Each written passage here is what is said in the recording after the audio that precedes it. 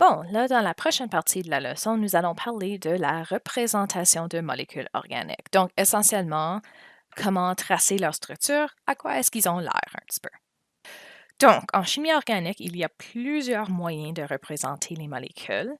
Lorsque vous allez dessiner vos composés, je vais vous donner le choix de ce que vous préférez. Il y en a quelques-uns que je vais recommander. Je vais faire les dessins en premier, puis ensuite je vais parler de ça. Mais soyez conscient que lorsque je vous demande de nommer, je pourrais vous donner n'importe quelle de ces formes-là et vous devez être capable de les interpréter. En tout cas, on va voir aujourd'hui la formule détaillée, donc avec toutes les liaisons, tous les détails, semi-détaillée, donc peut-être un petit peu moins de liaisons montrées exactement, condensée et stylisée, qui est très différent des autres trois. Alors, ce que nous allons voir aujourd'hui, on va prendre un composé qui s'appelle le pantine. La formule chimique, c'est C5H8. Alors, je vais vous montrer sa formule détaillée pour commencer. Donc, on va voir ceci en plus de détails bientôt, mais simplement PVI, ce que vous allez voir avec la chimie organique. Pente, c'est le mot grec pour 5. Alors, on avait vu ça l'année passée avec les molécules covalentes, pentoxyde de diazote, des choses comme ça. La terminaison in va aussi nous donner un peu d'informations. Moi, je sais que ça veut dire que j'ai une liaison triple. Encore, inquiétez-vous pas trop des noms pour le moment, mais juste pour commencer à vous faire penser. Donc, j'ai 5 carbones avec une liaison triple. 1, 2, 3, 4, 5. Et le restant des hydrogènes. Encore, n'inquiétez-vous pas, je montre simplement le diagramme. Alors, juste quand vous allez pour dessiner, une chose que je vais dire, faites attention, chaque carbone peut avoir un maximum de 4 liaisons, comme on avait dit. Donc, mon premier carbone, la liaison triple compte pour lui, 1, 2, 3, plus 4 avec l'hydrogène. Le prochain carbone, j'ai 1, 2, 3, plus 4 pour continuer ma chaîne. Je ne peux pas ajouter plus. Le troisième ici, j'en ai 1, 2. Il me faut 2 autres hydrogènes. Même chose ici, pour avoir 4 liaisons totales. Et là, mon carbone final, je n'en ai qu'une, alors il faut que j'en rajoute 3 pour remplir. Pour le moment, on va simplement travailler avec des composés carbone et hydrogène uniquement. En tout cas, ça c'est la formule détaillée qui montre chaque liaison entre chaque atome. Encore, ce que vous allez voir, on va travailler souvent avec des chaînes de carbone-hydrogène. Ils peuvent être plus petits ou plus longs, mais ça commence à devenir un peu tannant d'écrire tous les hydrogènes tout partout.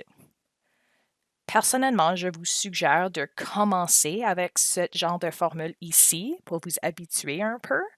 Mais lorsque vous vous sentez un peu plus à l'aise, allez-y avec la formule semi-détaillée. Celui-ci montre simplement les liaisons entre les carbones et note simplement le nombre d'hydrogènes. Alors, je vais montrer ça.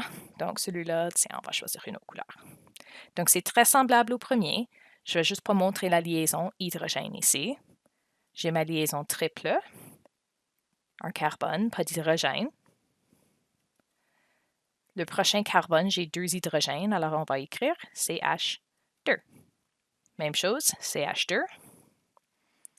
Et finalement, le tout dernier, j'ai 3 hydrogènes, alors on va terminer avec CH3.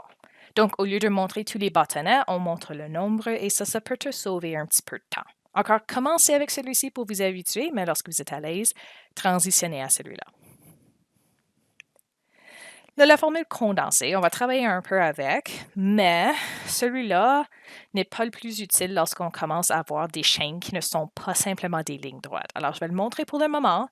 Il y aura un peu de pratique avec, mais je vous recommande d'éviter celui-là lorsque vous faites vos propres dessins. Même idée, mais là, on montre uniquement les liaisons doubles ou triples entre les carbones et pas de liaison simple du tout. Alors, on va encore plus simplifier ce diagramme ici. Donc, j'ai quand même hydrogène-carbone. J'ai une liaison triple, alors on va montrer celui-là. Puis là, le restant sont tous des liaisons simples. Alors, j'ai un carbone, CH2, CH2, CH3. Donc, on enlève encore plus de détails. Mais encore une fois, lorsque tu commences à avoir des chaînes qui ressortent de ça, ce n'est pas la meilleure méthode à utiliser. Mais je voulais vous le montrer.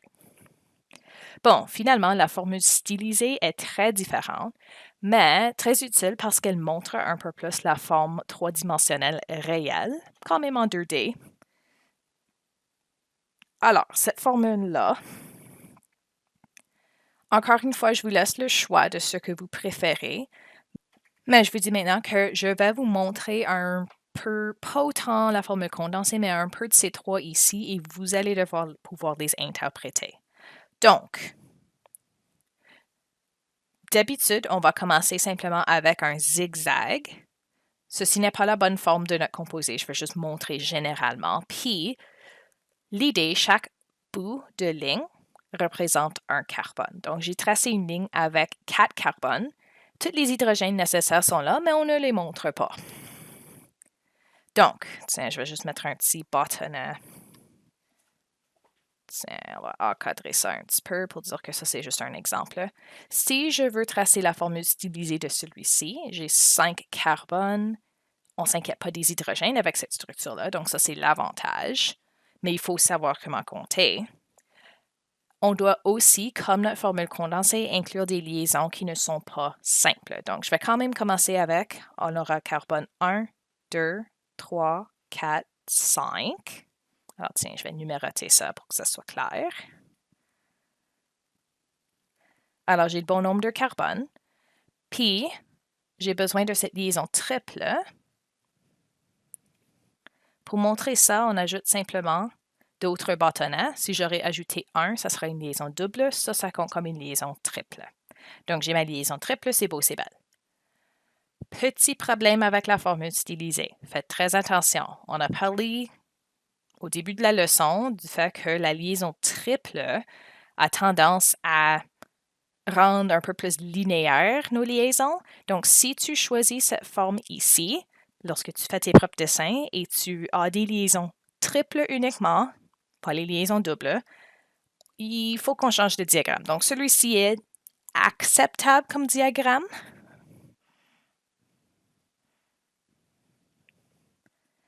Mais il y a une meilleure manière de le dessiner. Donc, je vais tracer au lieu 1, 2 carbones. Ça serait ma liaison triple qui force ça à être un petit peu plus droite. Troisième carbone, 4, 5. Donc, tiens, je vais montrer la liaison triple au début. Pardon, même couleur.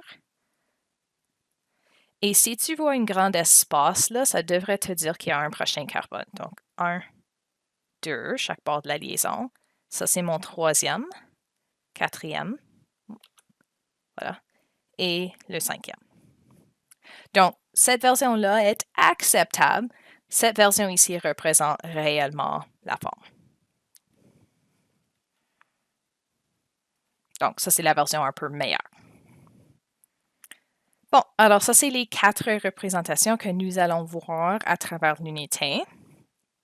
Encore une fois, lorsque ça arrive à faire les dessins, sauf pour aujourd'hui, je vous donnerai le choix de votre préférence, mais je vais peut-être vous mettre quelque chose comme ceci et vous devez être capable éventuellement de me dire comment il s'appelle. Puis là, simplement pour mentionner, alors on a parlé déjà un petit peu de ça, mais tu pourrais aussi représenter des molécules organiques en forme trois-dimensionnelle en utilisant un petit tiret pour dire que cet atome ici sort vers l'arrière et un petit triangle pour dire que cet atome ici ressort vers toi. Donc, je vous montre simplement ça. Celui-là, je ne vais pas vous demander de le tracer. C'est simplement si vous voyez des exemples à travers l'unité.